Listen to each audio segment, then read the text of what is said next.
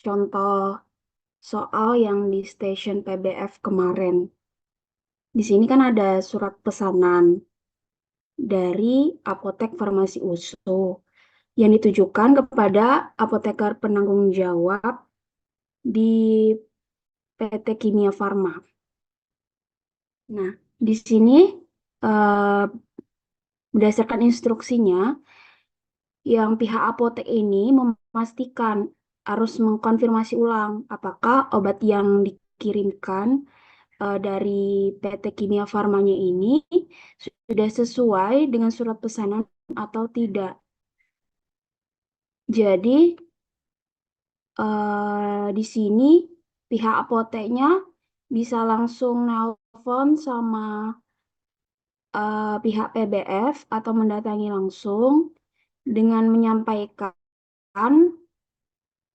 apabila tidak apabila ada ketidaksesuaian dalam pesanan. Misalnya kan di sini di dalam surat pesanan itu yang dipesan amoksisilin 500 mg. Kemudian yang dikirimkan oleh PT Kimia Farma berdasarkan faktur penjualannya itu amoksisilin 250 mg.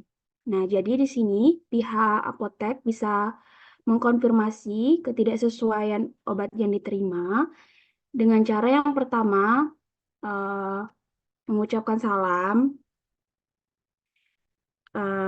kemudian menyampaikan bahwa obat yang diterima itu tidak sesuai dengan pesanan, yakni obat yang dipesan berdasarkan surat pesanan itu amoksisilin 500 mg. Terus yang pihak apoteknya ini bisa menanyakan kepada pihak PT Kimia Farmanya apakah barang yang diterima ini atau yang tidak sesuai ini bisa diretur atau diganti gitu. Baru jangan lupa salam penutup. Untuk stasiun ini itu aja sih. Terus di lembar jawabannya eh, di- ditulis obat yang ditolak. Misalkan yang di sini kan obat yang ditolak apa? Amoksisilin 250 mg kan. Nah, di situ di lembar jawaban bisa ditulis obat yang ditolak apa atau obatnya yang di faktur penjualan apa, terus keterangannya diterima atau ditolak. Tuh. Misal pun ada 3 obat misalnya, semua obatnya ditulis, terus ditulis obat itu diterima atau ditolak. Itu aja sih sebenarnya dari yang stasiun PBF ini. Ada yang mau ditanyakan?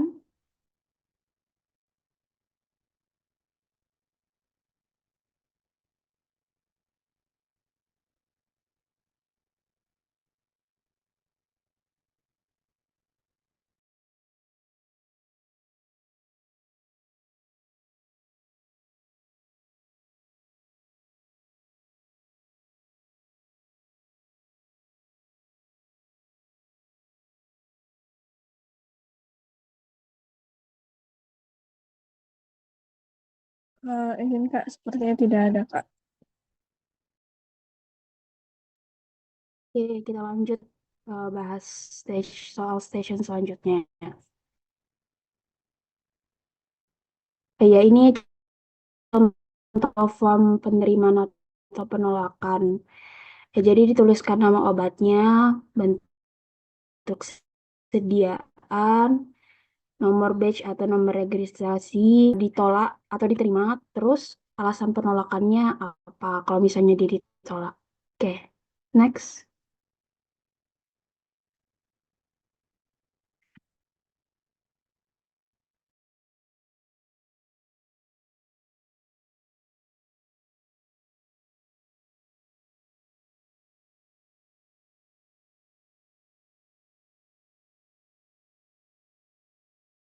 Untuk selanjutnya ini ada soal swamedikasi ya, Dek. Ini soal OSCE kita. Jadi untuk swamedikasi itu, dia skenario yang dikasih tuh cuma dikit memang. Kayak misalkan soal ini kan pada 19 Juni 2025, pukul 9 WIB, seorang wanita S ditanya. Terus dia disuruhnya lakukan pelayanan suami dikasih dan berikan rekomendasi. Jadi dia kan cuma datang ke apotek itu untuk beli obat dispepsia. Tapi kan kita nggak tahu penyebabnya apa, udah berapa lama, terus apakah benar sebenarnya itu dispepsia atau bukan, kayak gitu. Jadi itu harus kita tanyain ya, deh. Kita gali informasi sebanyak-banyaknya.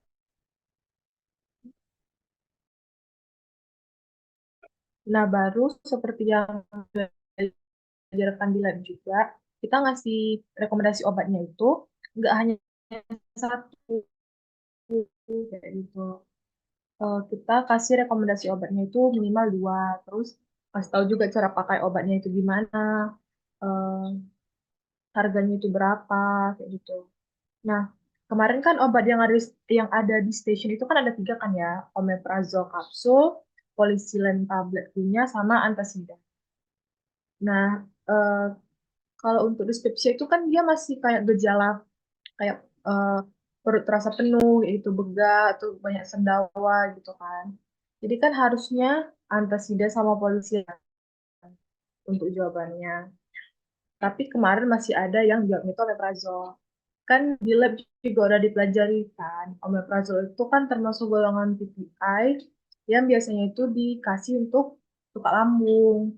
Sedangkan di kasus kita kemarin itu dia cuma ngeluh kalau misalkan dia dispepsia. Jadi mungkin yang ditekankan di sini tuh eh, kalian ngasih rekomendasi obatnya siapa aja. Terus kalian tentuin obat yang memang sesuai untuk dia tuh apa gitu. Jangan sampai salah lagi. Itu sih. Sampai sini ada yang mau ditanyakan?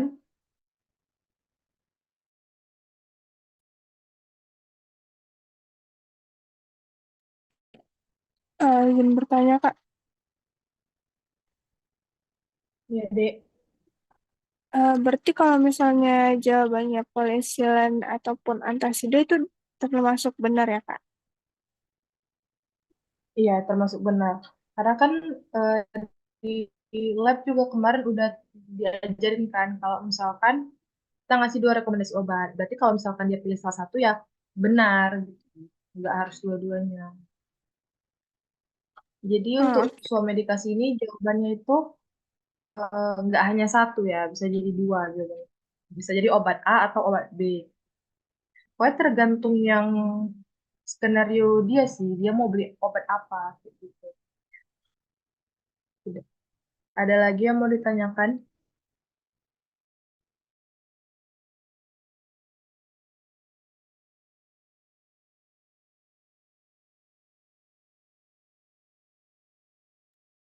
Kalau nggak ada, next. Kita lanjut ke slide selanjutnya. Nah, ini untuk lembar kerjanya. Jadi untuk ngisi lembar kerjanya itu, eh, kalian harus tahu dulu kan obat apa yang sesuai sama pasiennya. Dan kalian tulis nama obatnya apa, terus dosis dan cara pakainya apa, ya kan?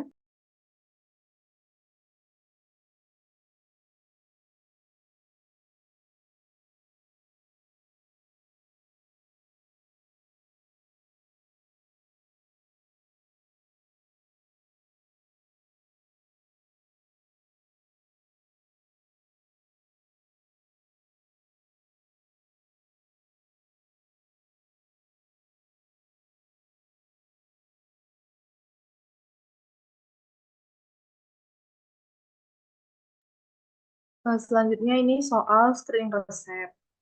Nah, sebenarnya untuk screening resep ini, dari soalnya ini, dari soal resipenya ini, resipe yang racikan, itu bisa kita tentuin dia itu subterapi kah, overdosis kah, atau memang dosisnya udah sesuai.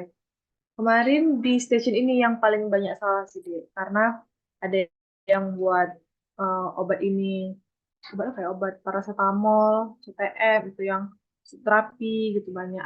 Ada juga yang buat kalau misalkan eh, resepnya ini nggak ada masalah gitu. Ya, kalau nggak ada masalah, kenapa dijadikan soal gitu. Jadi untuk soal resep ini tipsnya pasti ada satu yang bermasalah deh, makanya dijadikan soal plus C gitu. Terus kan di lembar jawabannya kemarin juga udah ada clue kan kayak klinis gitu. Berarti yang bermasalah di situ adalah masalah klinis. Jangan lagi kalian buat masalah administrasi, terus kayak masalah farmaseutik itu nggak usah kalian buat lagi. Jadi kalian fokusnya ke masalah klinis saja. Kayak di sini kan juga udah dikasih kan dosis terapeutik. Jadi sebenarnya untuk screening resep ini soalnya kalian itu nggak yang harus kalian ngelihat memes terus gitu loh, karena dosis terapeutiknya juga udah dikasih, jadi bisa kalian langsung hitung dari soal, kalian sesuaikan sama dosis terapeutiknya. Misalkan di sini kan yang CTM tab itu 1 miligram kan, dia diminum 3 kali 1 hari, berarti untuk 1 hari itu dia dosisnya 3 miligram menurut resep. Nah, di dosis terapeutik, CTM itu 1 miligram setiap 6 sampai 8 jam, sampai 4, 3 sampai 4 kali dalam sehari. Kalau dia minum 4 kali dalam sehari aja, berarti dia minum 4 miligram gitu. Berarti dosis magnesium cuma minum 3 miligram.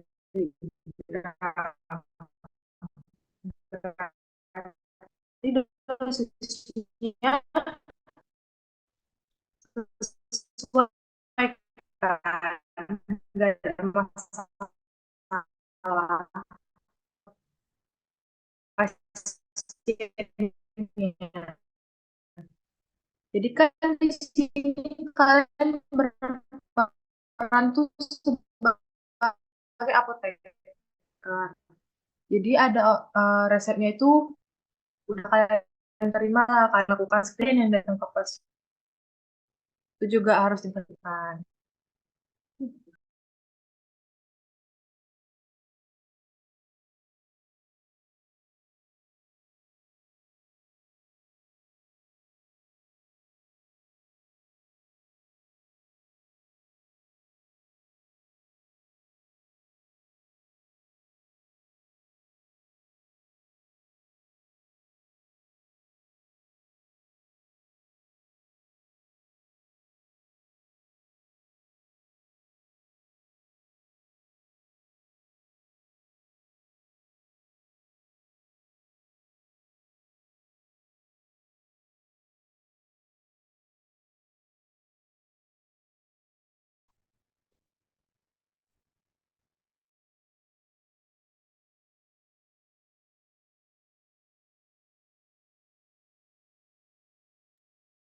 Jadi deh untuk soal jenis screening resep, tolong diperhatikan instruksinya. Misalnya nomor 1 itu lakukan screening terhadap resep tersebut terkait dosis pada racikan dan isi lembar kerja dan berikan rekomendasi Anda. Nah, di situ kan yang diminta screening terhadap resep terkait dosis pada racikan. Jadi nggak usah lagi digubris yang masalah Cefixim. Itu kan udah bukan racikan lagi. Udah beda obatnya. Tuh. Jadi kalau diminta hanya racikan aja dikerjai. Jangan lagi yang lain-lain. Apalagi dimasukkan Cefixim ke permasalahan ininya, ke permasalahan resepnya. Kemudian pokoknya dibaca instruksinya, apa yang diminta itu dikerjakan. Misalnya buat kopi resep aja buat, nggak usah ikut etiket. Kalau disuruh buat etiket, etiket aja buat, nggak usah buat kopi resep. Kemudian seperti biasa lakukan konseling kepada keluarga pasien itu eh, betul-betul dilakukan seperti rubrik penilaian yang seperti biasa di OSC kita, di praktikum sehari-hari yang lembar KIE. Ada yang mau ditanyakan? Izin, Kak. izin Mm-mm. bertanya Kak. Itu untuk Iya. itu kan Kak untuk racikan yang CTM PCT Amroxol kan Kak. Dia ada disuruh Mm-mm. membuat pulveres dalam 15 bungkus kan Kak. Tapi dia nggak Iya. ada DTD Kak. Berarti untuk 15 bungkus itu dia hanya mengandung zat aktif sebanyak 1 miligram kan Kak. Berarti dia untuk semuanya itu harusnya subterapi ya kan Kak? Karena kan kalau misalnya dia nggak ada DTD, berarti bisa dibilang kalau semua yang dituliskan di resep itu untuk ke 15 bungkus pulveres itu. Sedangkan kalau dia ada DTD, dia dalam satu bungkus itu mengandung 1 miligram CTM, Kak. Itu yang mau ditanyakan, Kak. Harusnya gimana ya, Kak? Oke. Ya, udah betul dari penjelasannya, Dek. Kalau misalkan udah sesuai dengan yang dijelaskan oleh yang Granny. Nah, diperhatikan lagi soalnya. Betul-betul perhatikan. Memang kalau seperti yang pesan yang udah diteruskan di grup itu kan nggak boleh sama sekali eh ada pertanyaan kan mau ke siapapun, mau ke dosen, mau pengawas atau siapapun yang ada di situ nggak boleh bertanya sama sekali. Nah, kalau misalkan eh kalau misalkan seperti pertanyaan dan pernyataan yang diberikan oleh Anggrini, betul deh, seharusnya itu eh subterapi deh. Kalau misalkan tidak ada dibuat DTD-nya, tapi kalau misalkan ada dibuat DTD-nya, nah bolehlah kalian lakukan perhitungan sebenarnya bagaimana, itu ya. Dan untuk setiap eh, soal ini itu udah ada rubriknya. Dan kalau misalkan pun ada, misalkan terjadi kesalahan penulisan soal, itu udah diperiksa, udah dicek berulang soalnya. Jadi tidak mungkin ada kesalahan penulisan soal. Ada lagi? Izin Kak, berarti kalau misalkan untuk soal ini, jadi Mm-mm. kami buatnya gimana ya Kak? Karena kemarin kan subterapi salah kan Kak. Berarti kami buatnya overdosis ya Kak. Itu yang mau ditanya Kak, karena agak bingung Kak. Maksudnya deh, subtrap tahunya salah gimana? Gini Kak, karena ada temen kan Kak, dia buatnya subterapi Kak. Terus nggak lulus. Sedangkan Mm. ada yang buat overdose, dia lulus Kak. Gitu Kak. Berarti untuk soal ini dibuatnya berarti dia itu zat aktifnya itu perbungkus ya Kak? Atau gimana Kak gitu? Oke. Di bawah kan ada dosis terapeutik nih untuk masing-masing obat kan. Nah, kalian kan yang disuruh itu em, meng-screening resep yang racikan. Nah, di racikan ini kan ada 3 obat. Nah, kalian screening lah masing-masing si obat ini. Kalian hitung. Udah sesuai belum sama dosis terapeutik yang disarankan. Nah, kalau misalkan, kalau misalkan tadi kayak case yang adik bilang itu ada teman yang buat subterapi, dia ngulang, yang buat overdose dia benar. Nah, overdose-nya itu, nah gini, disediakan di situ dosis terapeutik ada 3, itu supaya kalian analisis masing-masing obatnya, bukan satu obat aja, bukan racikannya tok. Nah, racikan ini kan terdiri dari beberapa obat. Tujuan istilahnya racikan ini kan dalam masing-masing obat itu kan dalam tiap-tiap bungkus itu dosisnya sama gitu. Jadi kalau misalkan ada satu obat yang overdose digabungkan dengan obat lain yang dosisnya eh, dosis normal, itu kan nanti udah kasih efek yang beda lagi ke pasien gitu loh, karena itu langsung dikombinasi beberapa obat gitu. Jadi kalau diminta screening resep ya kalian screeningnya satu-satu obat, bukan keseluruhan racikannya gitu. Ada lagi?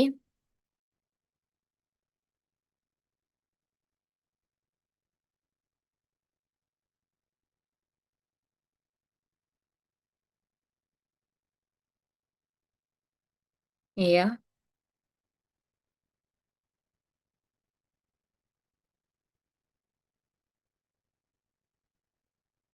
Mm-mm.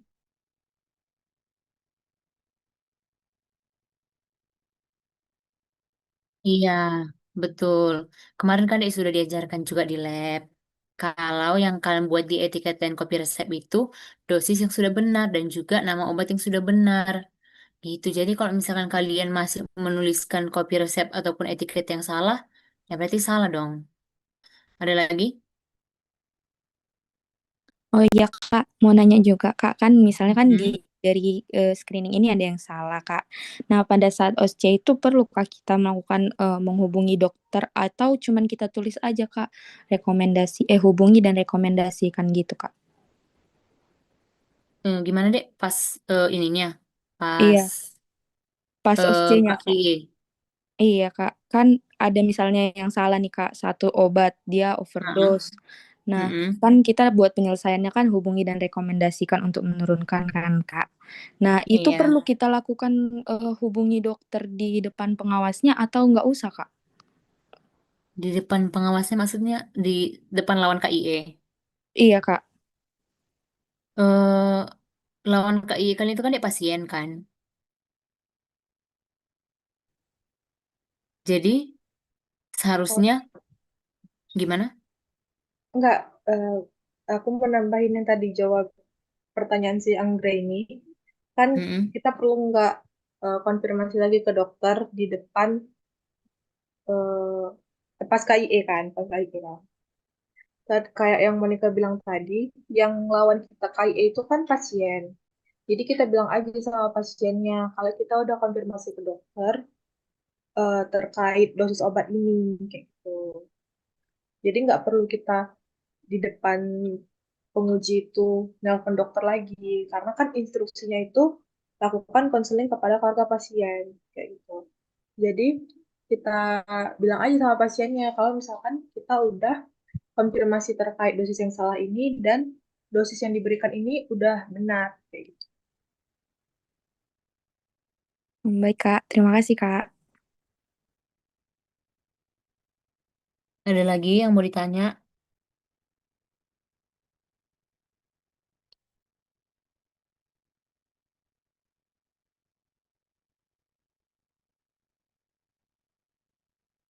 Kemudian untuk soal screening resep, ini kan ada instruksi yang nomor 3 itu, lakukan konseling kepada keluarga pasien. Nah, di sini kan eh, pasiennya itu anak A, laki-laki usia 2 tahun. Coba dong satu orang dek, gimana cara, apa hal yang pertama harus lakukan sebelum konseling kepada keluarga pasien? Husna ada? Lanjut. Husna Humairah?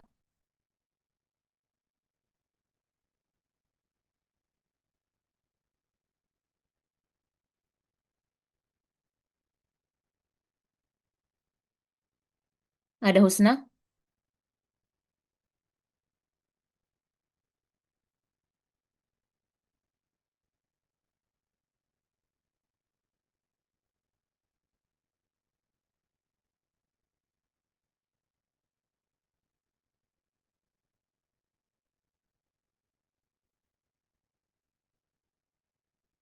Baik, karena nggak ada, yang lainnya ya.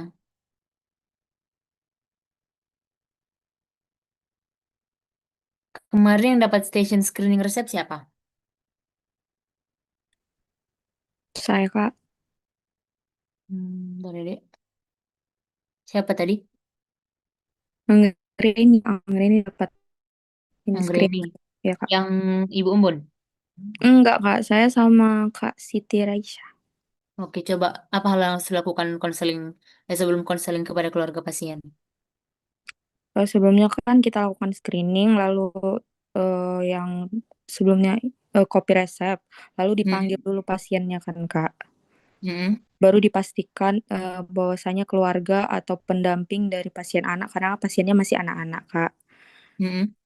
Terus dikonfirmasi apakah betul pasien dari dia ada kayak misalnya di resep itu Kak, dipastikan Mm-mm. bahwa tanya menerima itu.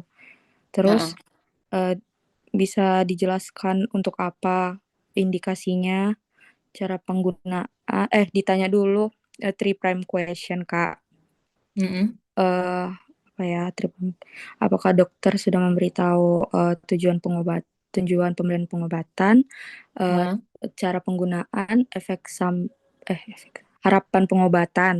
Mm-mm. Terus nanti diberitahu Kak satu-satu apa indikasi dari obat, efek samping obat, eh, penggunaannya bagaimana, penyimpanan, non farmakologinya, lalu cara cara penggunaannya Kak. Terus Mm-mm. akan dikonfirmasikan ulang apakah sudah bisa diulangi lagi. Baru kalau misalnya ada pertanyaan boleh ditanyakan lagi. Kalau tidak ada boleh dihubungi kalau misalnya masih bingung. Gitu Kak, baru salam penutup Kak. Izin Kak kalau Iya. salah Kak. Mm-mm. Nah, jadi untuk ini ya, untuk yang dapat screening resep. Nah, itu kan kalian kan pengerjaan obatnya kan di belakang nih, di ruang racikan istilahnya. Nah, untuk pasien kalian kan istilahnya kalau di puskesmas atau di apotik, pasien kalian itu kan nggak menunggu di depan steleng obat. Nah, jadi itu kalian harus panggil nama pasiennya.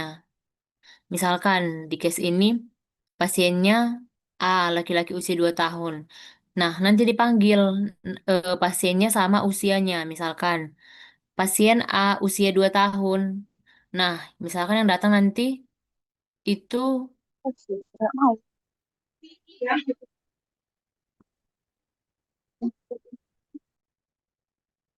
misalkan nanti yang datang itu laki-laki, nggak mungkin yang usia 2 tahun kan, karena masih anak kecil. Dan misalnya ditanya, eh, sebelumnya izin mengkonfirmasi Bapak, apakah Bapak keluarga dari pasien A berusia 2 tahun? Itu itu juga masuk salah satu penilaian. Jadi kan harus panggil pasiennya gitu. Karena kan pasiennya nggak stay di depan kalian gitu sebelum konseling itu. Ada lagi yang mau ditanya? Izin Kak, saya mau tanya Mm-mm. yang tadi dibilang sama Anggreni. Kalau Mm-mm. misalkan ini kan di resepnya nggak ada DTD Kak. Jadi yang Iya. kami tulis nanti itu berarti ini kan diminta 15 bungkus. Berarti kalau misalkan contohnya CTM dia cuma 1 miligram, kami Mm-mm. jawab nanti dia butuhnya 15 miligram gitu ya Kak. Mm-mm. Iya, kalian perhatikan aja nanti di resepnya. Tapi kalau misalkan ada di TD, nah kalian sesuaikan lagi. Iya Kak, kalau misalkan ada Iya. DTD berarti yang ambroxolnya itu overdosis. Kami sesuaikan jadi Iya, 7,5 miligram. betul, iya. Makasih ya Kak. Iya, oke. Ada lagi? Oh, ini juga eh untuk di ini kan ada aspek klinis, permasalahan dan rekomendasi.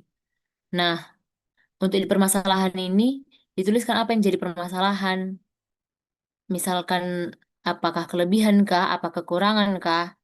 Kemudian di rekomendasi jangan hanya dibilang misalkan kalau obatnya kelebihan jangan dibilang hanya turunkan dosis. Atau kalau obatnya kekurangan, naikkan dosis. Jangan kayak gitu ya, Dek. Disertakan juga perhitungannya. Kenapa dia bisa disebut kurang, kenapa bisa disebut lebih. Tuh, dan juga rekomendasinya dibuat jelas. Oke, ada lagi?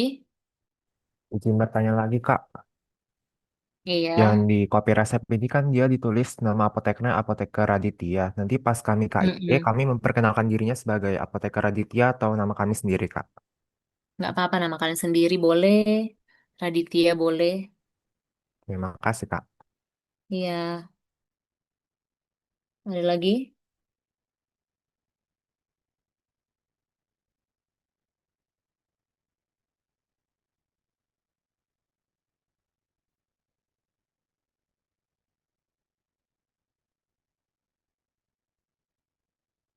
Izin bertanya lagi, Kak.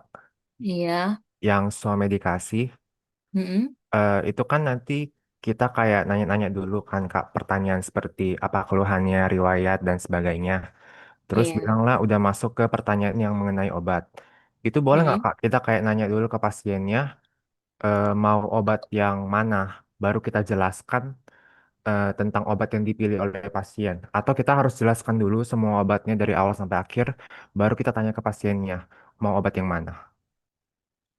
Oh, bentar ya.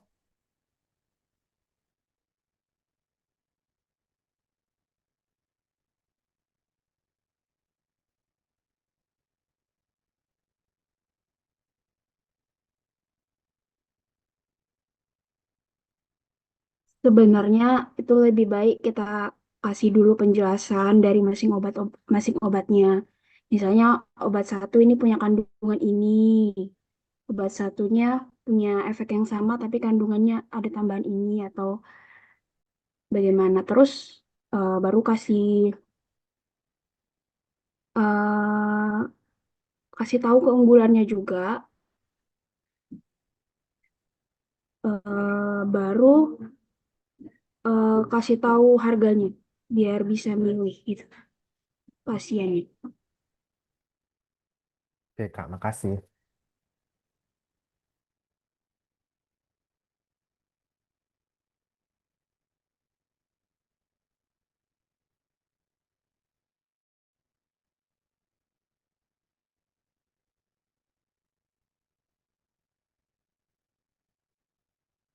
Ada lagi deh.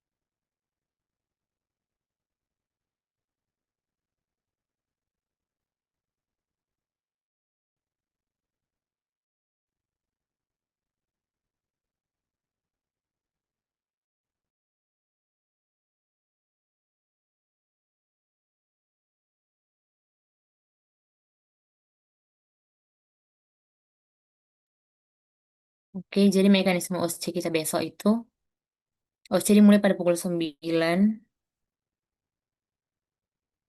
baris pukul 8.45 di depan Laboratorium Farmasi Komunitas. Kemudian HP dan seluruh bahan belajar disimpan dalam tas dan dikumpulkan di dalam laboratorium. Kemudian, praktikan masuk ke dalam lab sesuai urutan nama yang dipanggil. Bagi praktikan yang namanya belum dipanggil, diharapkan untuk tidak berisik di luar laboratorium. Kemudian, praktikan yang sudah menyelesaikan OSCE akan diarahkan di ruang karantina akhir. Sampai sini ada pertanyaan?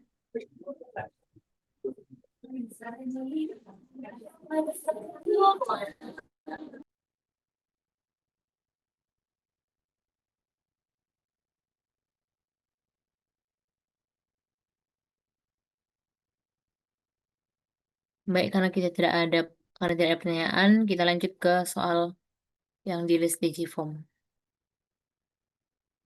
Satu orang, Dek, share screen.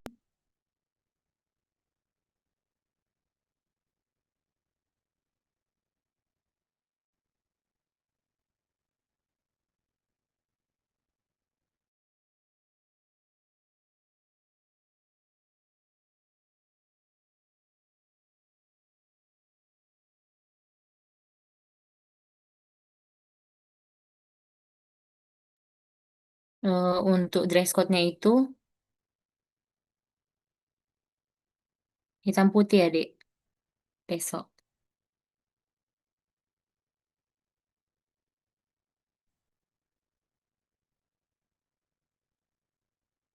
Untuk Untuk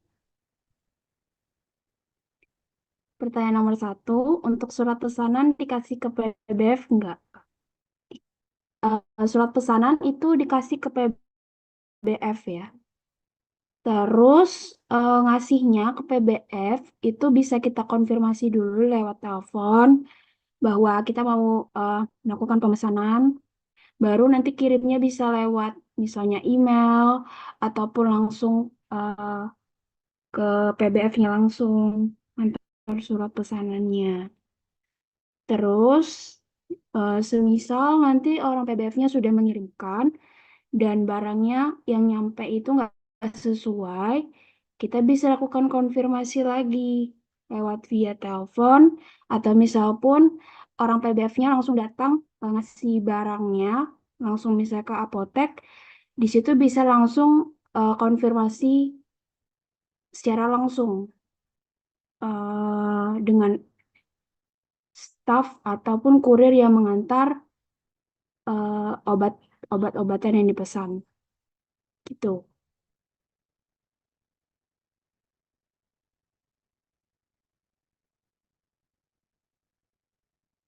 Terus nomor 2, untuk penerimaan barang kalau mau nolak sebagian obatnya tidak semua, apakah fakturnya diserahkan kembali ke PBF? Untuk barang yang misalnya sebagian itu ditolak, maka fakturnya itu dikembalikan lagi ke pihak PBF biar pihak PBF-nya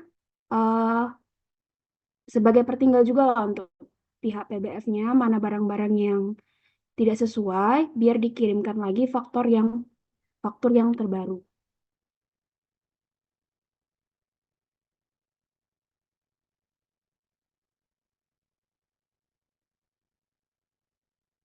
Nomor 3, penyusunan obat itu dari golongan, iya. Baru ke bentuk sediaan dulu. Bentuk sediaan dulu, baru berdasarkan huruf, baru stabilitas.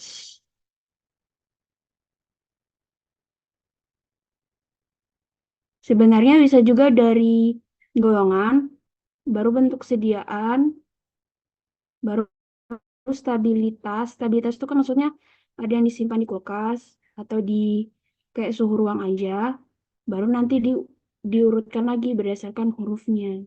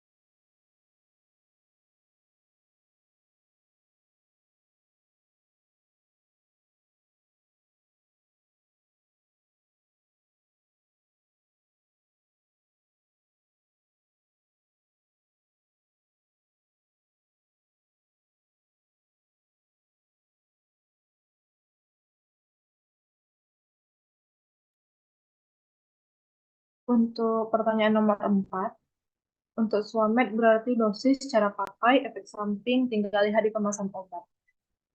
Untuk beberapa obat, ada yang memang dosis, cara pakai, dan efek samping itu ada di kemasan obatnya. Tapi di beberapa obat juga ada yang nggak lengkap gitu. Misalkan cuma kayak dosis dan cara pakai, untuk efek sampingnya itu biasa di brosur. Jadi tipsnya adalah kalian lihat aja dulu di kemasan obatnya besok. Kira-kira ada atau nggak informasi-informasi ini. Kalau memang ada, ya udah kalian nggak usah buka NIMS gitu. Tapi kalau nggak ada, ya kalian harus buka NIMS atau ISO-nya gitu. Tapi biasanya sih kalau untuk dosis dan cara pakai yang dasar-dasar kayak gitu sih biasanya ada di kemasan. Tapi kalau efek samping mungkin biasanya sih di brosur ya. Nggak semua obat itu efek sampingnya dicantumkan di kemasan.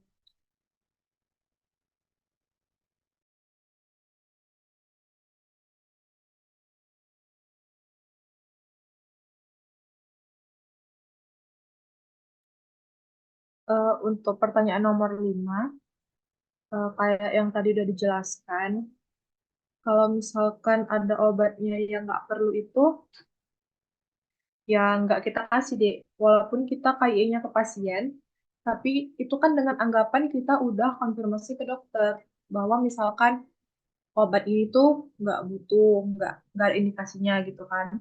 Atau obat ini ternyata suprapi atau overdosis kayak gitu. Jadi saat kita KIE sama pasien itu tuh udah dengan anggapan kita tuh udah konfirmasi ke dokter. Jadi itu udah finalnya lah kita bilang. Jadi ya kita bilang aja kalau misalkan obat ini nggak jadi karena saya sudah konfirmasi ke dokter bahwa obat ini tidak cocok untuk penyakit yang ibu derita misalkan atau dosisnya tadi berlebihan Bu. Jadi saya sudah konfirmasi ke dokter kalau misalkan dosisnya sudah diturunkan dan dosis yang diberikan ini sudah sesuai Bu dengan anjuran dokter itu bisa. Jadi tetap dijelaskan ya, Dek. Tapi bilang aja kalau kita tuh udah konfirmasi ke dokter. Karena kan kalau kita screen resep kan, kalau ada masalah di resep kita hubungi dokter kan untuk konfirmasi gitu. Atau memberikan rekomendasi dosis kita. Nah, pas kita kasih ke pasien kan itu udah yang hasil diskusi kita sama dokter kan. Jadi ya, kalian kasih tahu aja rekomendasi kalian apa.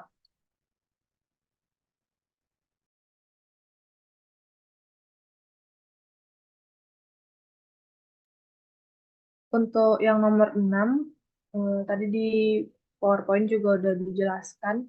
Kalau misalkan kita tanya keluhannya tuh apa, udah berapa lama dia, terus dia ada konsumsi obat atau enggak, atau mungkin eh, ada kebiasaan misalkan makan dia tuh belakangan ini apa gitu. Kayak misalkan di kasus yang OSC kemarin itu kan dia dispepsia.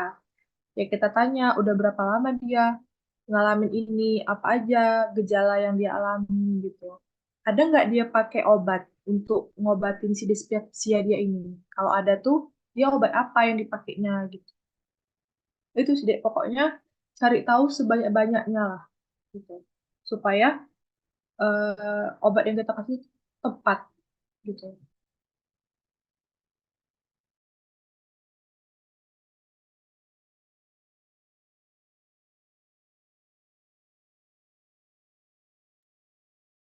Untuk KIE ke pasien, apa yang perlu diperhatikan agar tidak buang-buang waktu?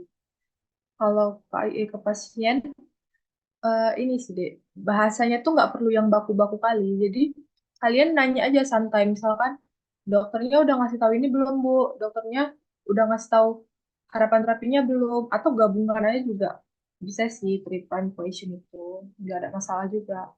Terus eh, nggak usah kalian nggak usah yang bertele-tele jelasin ini itu, fokus aja ke poin-poinnya misalkan efek sampingnya ini, terus ibu bisa atau bapak bisa eh, meng- mengatasi efek sampingnya dengan seperti ini kayak gitu. Terus ya kasih tahu aja non farmakologinya misalkan kurangi merokok, jangan minum alkohol dulu, jangan minum alkohol. Terus misalkan makannya yang teratur, banyak makan buah, banyak makan serat gitu. Terus juga hmm, ya simpannya di tempat di, di suhu ruang misalkan kayak gitu kan. Nggak perlu sampai kalian jelasin suhunya juga sebenarnya nggak apa-apa karena ya pasien juga belum tentu semuanya ngerti suhu ruang itu kayak mana kan. Kalian misalkan kalian bilang kalian sering kayak itu gini, simpan di suhu 25 derajat Celcius atau suhu ruang.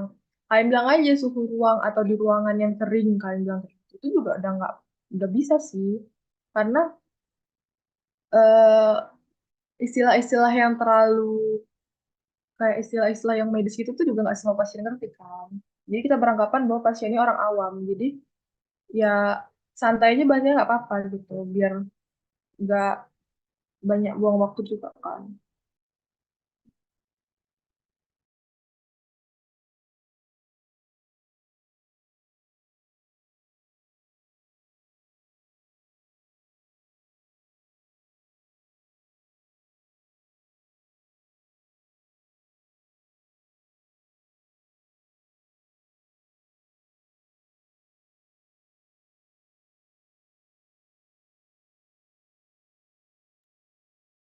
Lanjut yang nomor 8 tentang sesuai medikasi.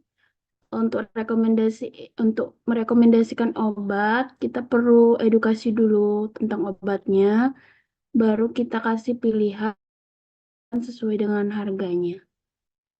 Biar pasiennya bisa mempertimbangkan, misalnya dengan keunggulan ini, dengan harga sekian, eh,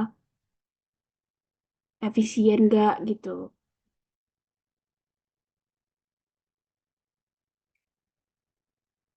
Nomor 9.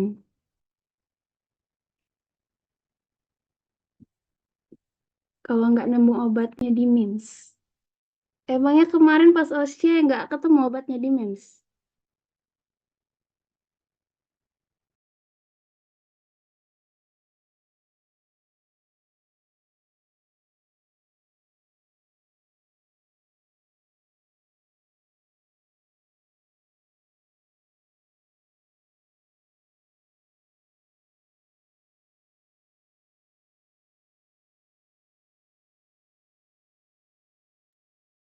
Obat yang kemarin kan obat yang umum ya.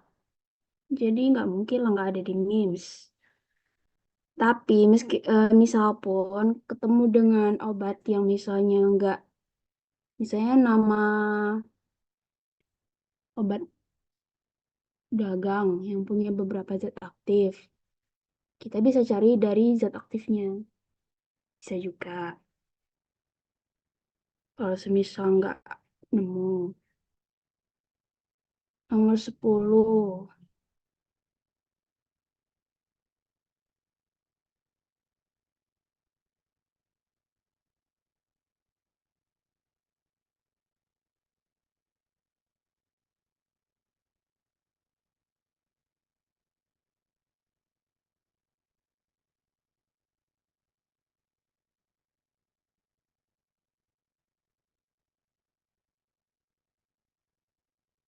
Seharusnya duluan LJK dulu nggak sih yang ditulis? Baru kita bisa tahu obat masalahnya di mana. Baru kan dari yang hasil yang kita dapat itu kan baru kita KIE kan. Ya nggak sih?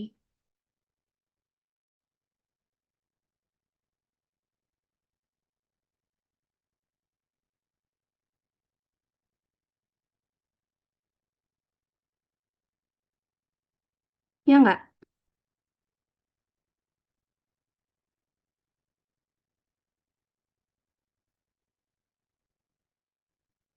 Oke, lanjut nomor 11.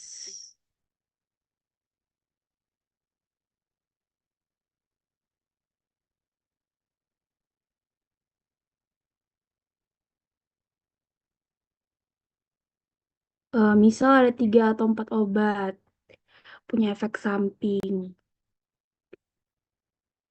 Misal kalau efek samping obatnya itu kayak hampir sama, misalkan entah mual atau muntah atau pusing, itu boleh aja sih digabungin. Tapi kalau misalnya ada satu obat misalnya yang spesifik nih, efek sampingnya, misal menyebabkan batuk kering, nah itu boleh dipisah tuh. Kalau misal obat efek sampingnya yang umum-umum kayak semuanya bisa nyebabin mual atau pusing, boleh digabungin aja biar mempersingkat.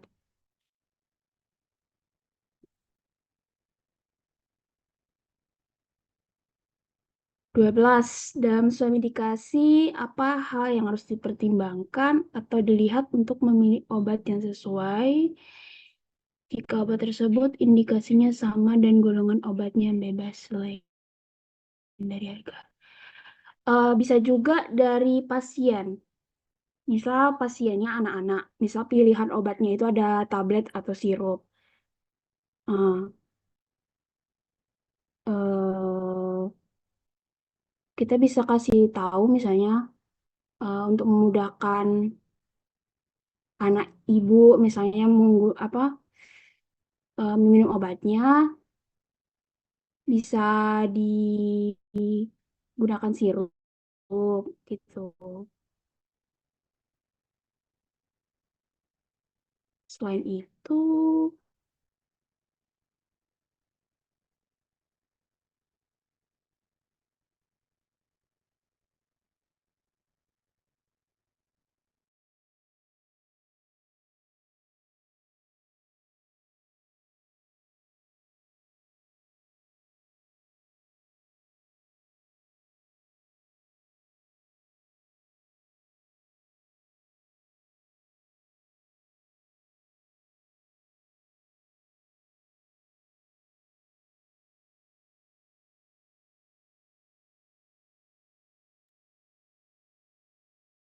selain itu juga misalnya obat tuh kan misalnya ada kayak campuran kandungan lainnya gitu. Misalnya ada tambahan vitaminnya biar lebih mempercepat pemulihan. Nah, tapi harganya juga agak lebih mahal. Tapi dengan harga segitu bisa membantu mempercepat pemulihan. Kayak gitu. Misalnya. Terus nomor 13. Jika tidak tertera tanda DTD untuk pulveras, apakah tetap dihitung jumlah zat aktif dikali berapa bungkus? Sebenarnya secara tidak langsung, misalnya MF pulveras numero 15 misalnya. Berarti itu kan perintahnya buatlah pulveras 15 bungkus. Secara tidak langsung itu tuh kayak sudah menyuruh kita untuk membuat 15 bungkus atau 15 dosis dari resep yang di atas. Tapi untuk lebih memperjelas, itu sebaiknya ditambah DTD. Jadi misalpun dalam resep, kayak seperti resep kemarin, itu nggak ada DTD-nya, tapi disuruh MF pulveras numero 15, itu perintahnya sudah bisa dikatakan buatlah 15 dosis dari resep yang di atasnya itu.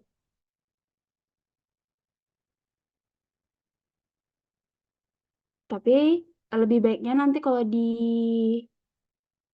hmm, kopi resepnya ditambahkan DTD-nya. Berarti kan itu kan disuruh buat 15 bungkus. Berarti zat aktifnya itu dikali 15. Ya kan? 15 dari yang sesuai resepnya yang di atas itu.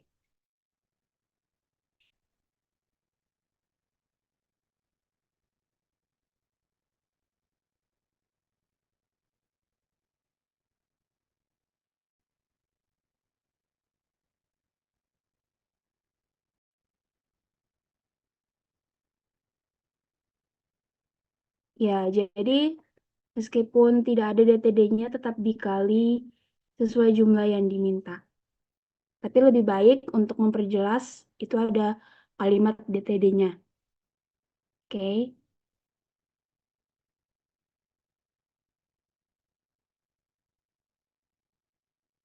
Jadi nanti ditulis di copy resep itu harus selengkap-lengkapnya. Yang kayak eh regimennya misalnya S2DD berapa gitu harus lengkap gitu ya.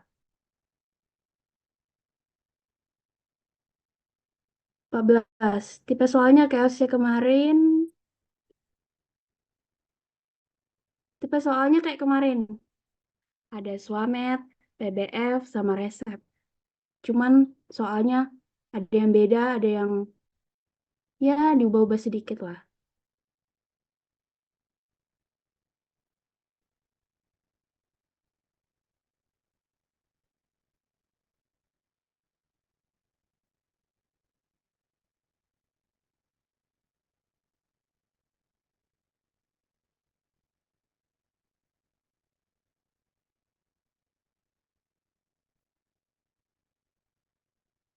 Terus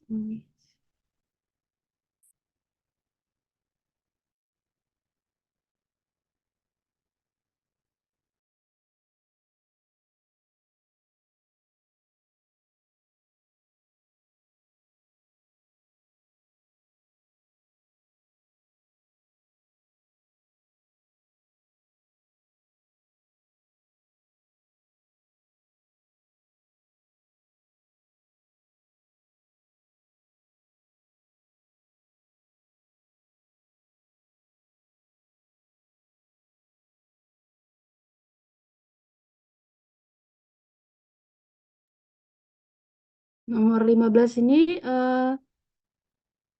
tadi kan udah sekalian dibahas nih yang soal posnya kemarin. Jadi kayaknya udah terjawab lah ya. Kan tinggal lihat dosis terapeutik yang udah dikasih di soal. Tinggal nentuin overdosis, terapi, atau sudah sesuai. 16.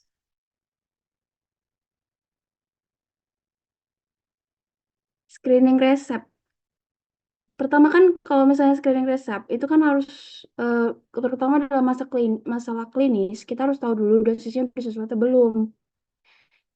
Terus untuk perhitungan dosisnya kan udah ada dosis terapeutik. Jadi ya tinggal dikali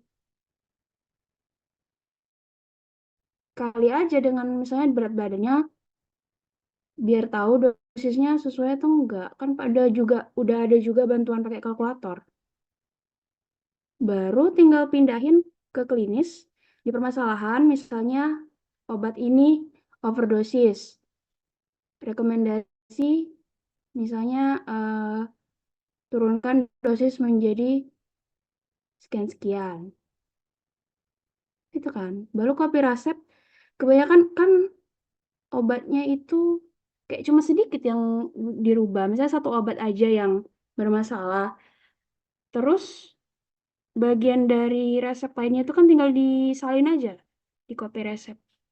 Cuma nanti kan bedanya obat yang dirubah itu yang diganti. Penulisannya gimana.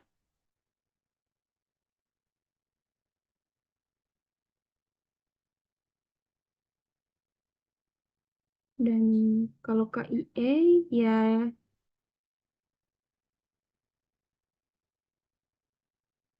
yang simpel-simpel aja sih sebenarnya ya. Kan KIE terutama kan yang three prime question dulu tuh.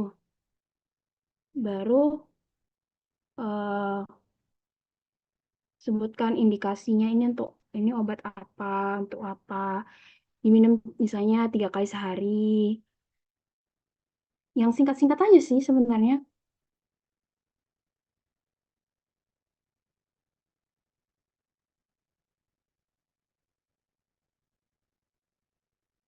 Lagian di screening juga misalnya kalau mau cari dosisnya itu kan kayak cuman satu aja biasanya, satu atau dua yang bermasalah.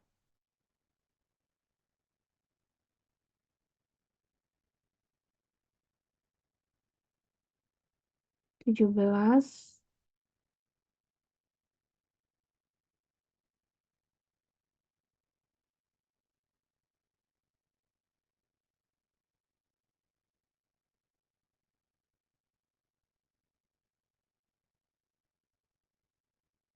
Kalau 17 obat yang ditulis di LJK itu obat yang kita rekomendasiin. Jadi misalnya ada 2 pilihan obat, ya kita nulisnya 2 pilihan obat itu. Nanti untuk pasiennya tergantung milih apa itu dikomunikasi di KIE.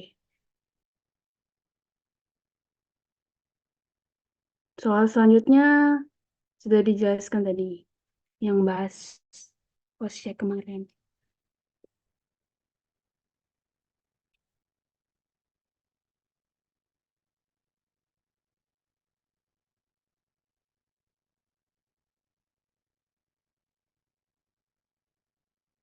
15 studi kasusnya bakalan berubah.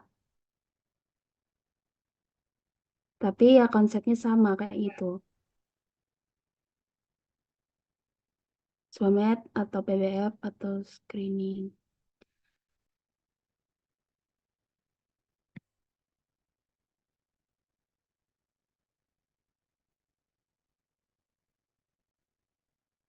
Harga obat saat Swamed bisa dilihat langsung pada kemasan. Itu kan biasa dalam kemasan tuh ada kayak headnya kan. Harga eceran tertinggi headnya. Lihat dari situ aja.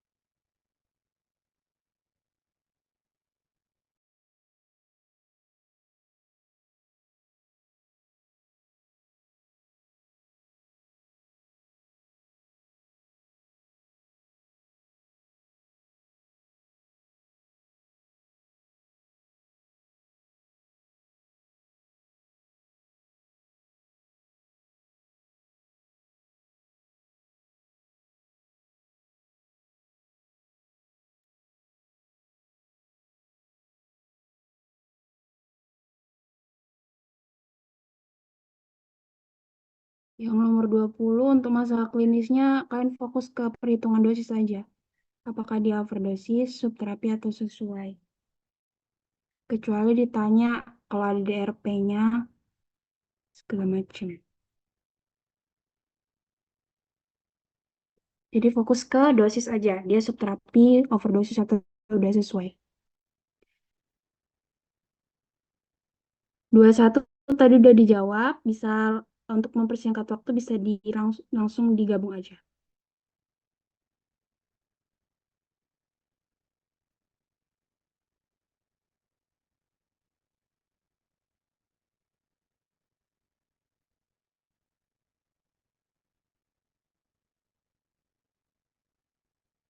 Saat KIE, jika obatnya overdose, yang di KIE-kan ke pasien atau diberikan ke pasien itu yang overdose atau yang udah diganti?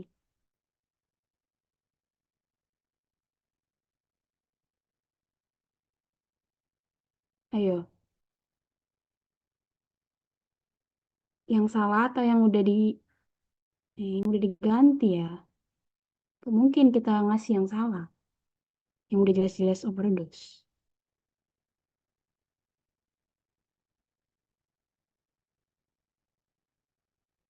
Kesalahan terbesar setiap OSCE.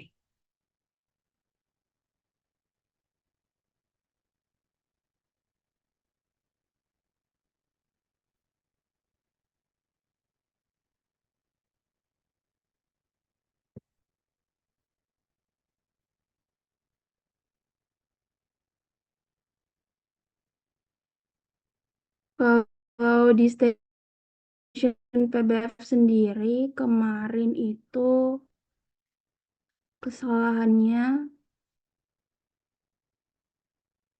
ada di ini sih kayak terkecoh dengan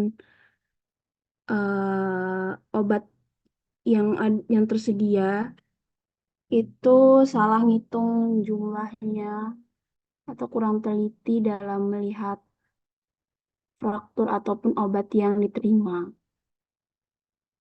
Terus untuk kesalahan umum semua stasiun itu lembar jawaban. Lembar jawabannya nggak boleh kotor atau coret-coret. Terus untuk stasiun lainnya boleh dibantu dikasih tahu sistem yang lain.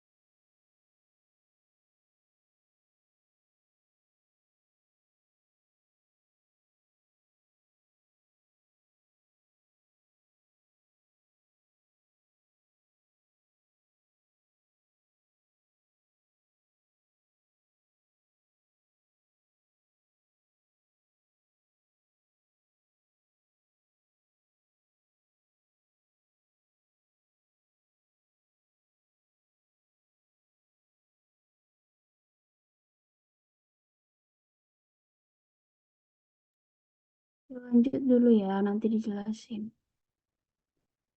Eh, Penjelasan harga obat sebagai perbandingan wajib. Ya, setidaknya agar pasiennya bisa mempertimbangkan lah sesuai dengan budgetnya mereka mungkin. Dan buka minusnya atau enggak ya tergantung lagi. Kalau misalnya langsung ada di kemasannya, bisa langsung lihat kemasannya. Kalau ada informasi lain yang misalnya nggak lengkap, bisa lihat NIMS.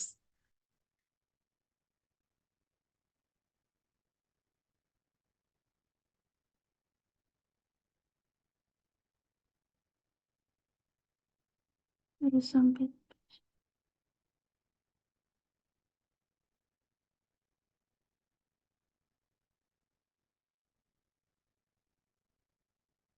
nomor 26.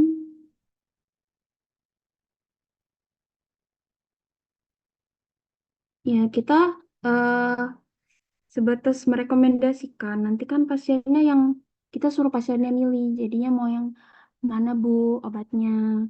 Terus pasiennya yang nentuin.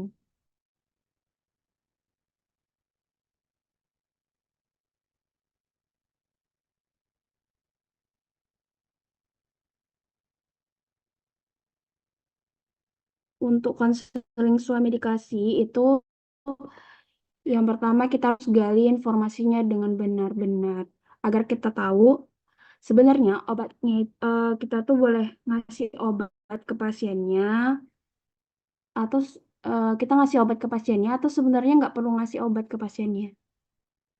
Tuh, yang pertama kita harus tanya dulu siapa pasiennya, terus apa keluhannya, sudah berapa lama keluhannya, terus obat apa yang sedang digunakan, terus tuh pengobatan apa yang sudah dilakukan untuk mengatasi keluhan tersebut. Terus tanya lagi kondisi pasiennya, atau ada riwayat alergi, atau sedang dalam kondisi hamil atau menyusui. Tuh, kalau kita sudah mengumpulkan informasinya dengan cukup, baru bisa kita menetapkan masalahnya, menyelesaikan masalahnya. Ada kalanya eh, dalam suami dikasih ini, misalnya pasiennya datang, kita nggak kasih obat juga. Kondisinya itu misalnya karena terkait obatnya itu disebabkan karena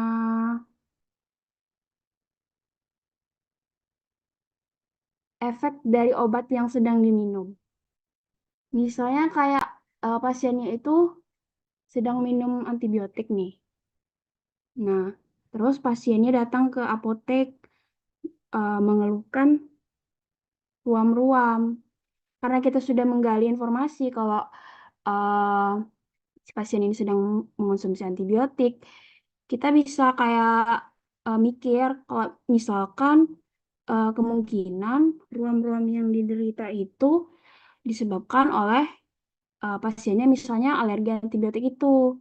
Jadi dalam kondisi ini kita nggak harus langsung kasih mengatasi gejalanya, misalnya kasih obat anti inflamasi gitu.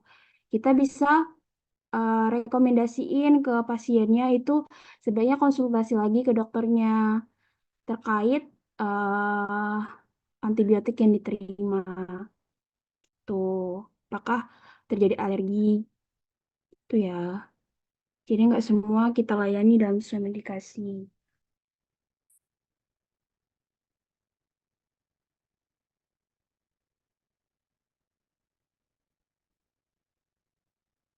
Terakhir, apakah ada dosen yang awas besok? Ada. Dan nih, nggak ada lagi pertanyaannya.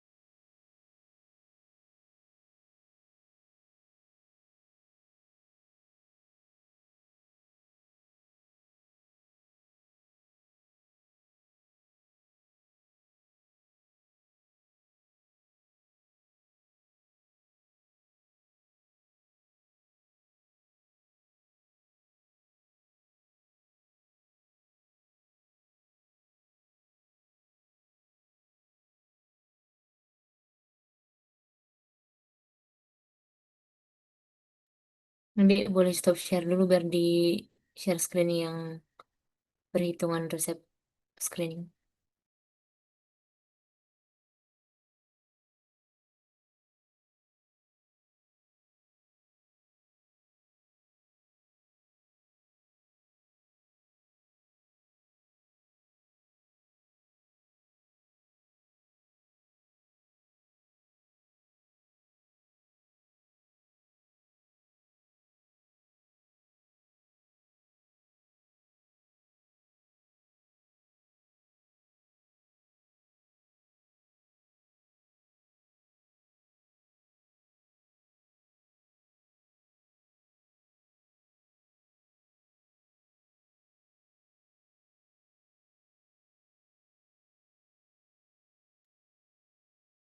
Kita balik lagi untuk lihat apakah obat ini udah sesuai atau belum. Meskipun tadi udah dibahas ya. Untuk Cefixim, di situ kan dosis terapeutiknya 5 mg per kilogram berat badan. Berarti berat badannya berapa? 12,5 kilogram ya kan? 12,5 kali 8 miligram itu kan 100 miligram. 100 miligram per hari kan? Nah,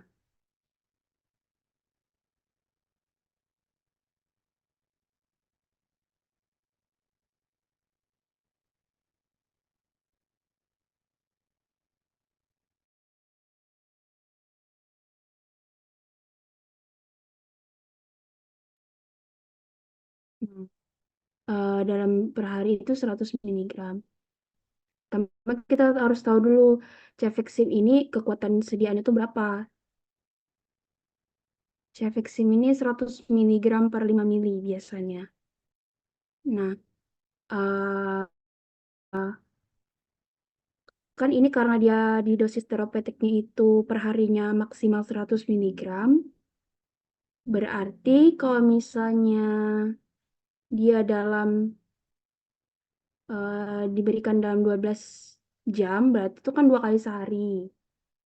Berarti yang 100 miligram itu harus dibagi 2 kan. Berarti 50 miligram tiap kali minum. Nah, makanya dalam sekali diminum setengah sendok teh. Jadi dosisnya sudah sesuai. Setengah sendok teh itu kan 50 miligram. 50 miligram. Kalau 2 kali sehari, jadi 100 miligram. Jadi udah sesuai. Dalam sehari 100 miligram. Cefixim sesuai. Baru untuk CTM. CTM itu dosisnya 1 miligram setiap 6-8 jam. Atau 1 miligram itu 3-4 kali sehari. Di sini kan CTM 1 miligram. Diberikan 3 kali sehari. Berarti udah sesuai dong. Kan dosisnya itu 1 miligram 3-4 kali sehari. Nah, itu udah langsung sesuai kan. Terus PCT.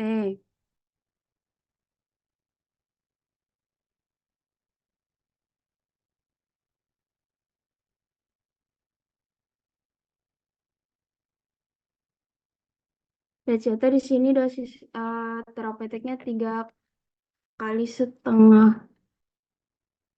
tablet per hari.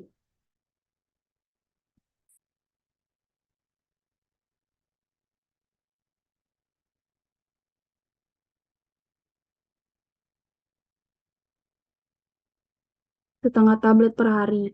Setengah tablet itu berapa? PCT itu kan biasanya 500 miligram ya. Berarti setengah tablet itu kan 250 miligram.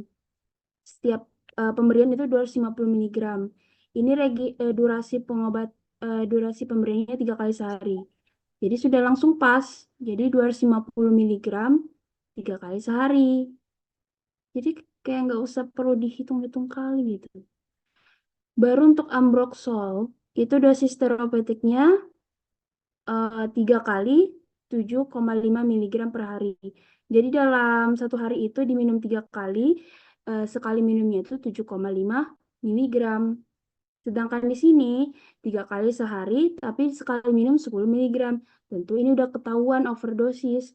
Jadi sebenarnya kan nggak terlalu harus kayak dihitung pakai kalkulator kali kan. Jadi udah ketahuan di sini ambroxolnya overdosis, ya udah langsung dibuat di permasalahan. eh Dosis ambroxol mengalami overdosis. Terus tuh rekomendasinya bisa konfirmasi dokter dan untuk menurunkan dosis ambroxol menjadi 3 kali 7,5 miligram per hari. Sudah, gitu. Ada yang bingung nggak dengan penjelasannya?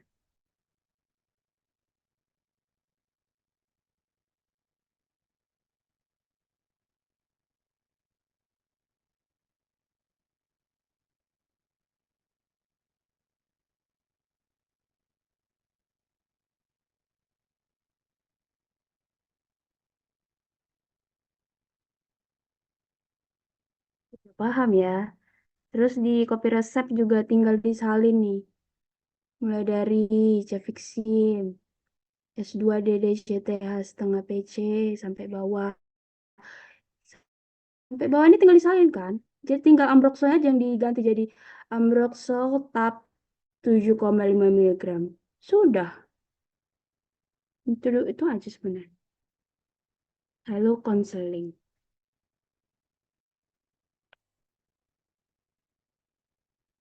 Jadi misal pun waktu 9 menit, kalau ngerjain, kalau udah tahu kayak gitu konsepnya, buat kopi resep dengan ngitung, bisa lah 3 menit kan. Baru KIE 6 menit bisa.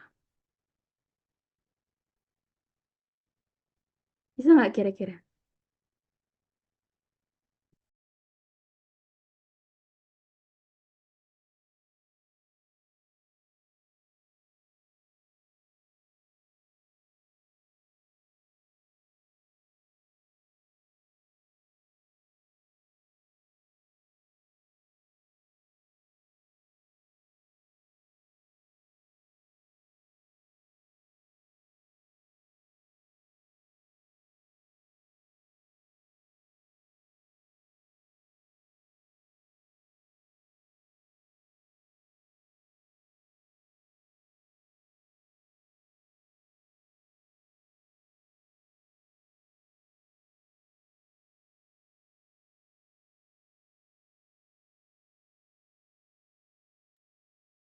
Oke, sampai sini udah paham atau masih ada yang mau ditanyakan?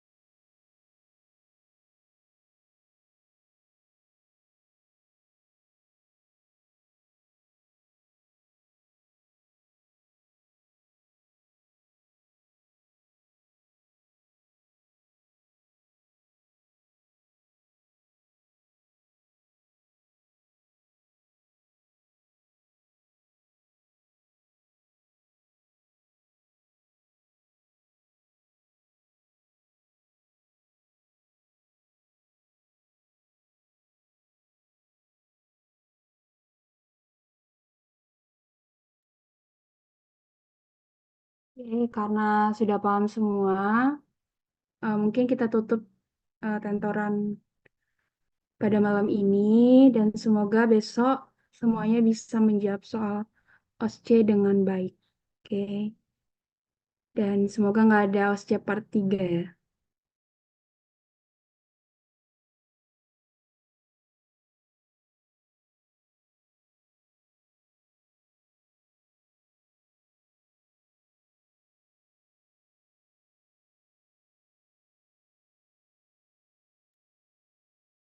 Oke, sekian tentoran malam ini. Kakak izin live ya. Terima kasih banyak, Kak.